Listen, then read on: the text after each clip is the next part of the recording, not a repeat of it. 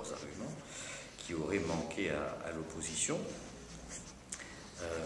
Sur le fond de l'argumentaire, déjà, dire qu'il y a une position incohérente.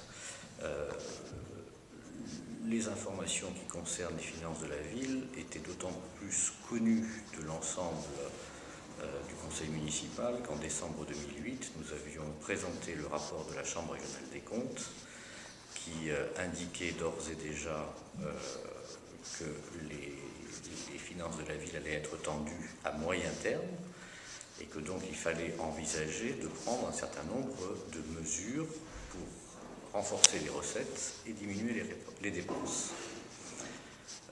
On a même retrouvé dans le débat M. Bonnefond qui s'était plaint que j'ai lu l'intégralité du rapport de la Chambre régionale des comptes, comme quoi l'information, dire à ce moment-là, il y en avait certainement trop, puisque j'avais pris la peine de lire l'ensemble du rapport et de le soumettre au débat. Vous photocopiez le compte-rendu du débat où M. Bonnefond dit que ce n'était pas la peine de lire tout ça. Donc les éléments ont toujours été donnés en toute transparence. Ensuite, dans la construction de la délibération qui a été attaquée, nous nous sommes basés sur le modèle des délibérations qui est donné sur le site du ministère des Finances. On avait chacun qui sert de base. Et vous pouvez voir sur ce site quels sont les éléments qui sont apportés dans les délibérations, puisque c'est la base qui sert ensuite au corpus, qui permet de fabriquer ces délibérations. Donc les éléments, et d'ailleurs ce qui n'est pas contesté, qui ont été présentés en commission de finances, étaient les mêmes que ceux qui ont été présentés ensuite au débat du conseil municipal.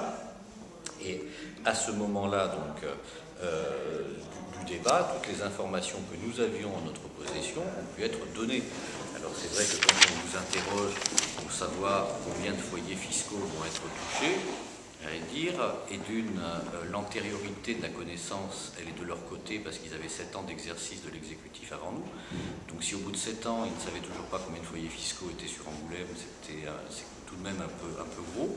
Ou alors ça montre que certains n'ont pas suffisamment travaillé dans la période où ils étaient majoritaires sur ces dossiers-là.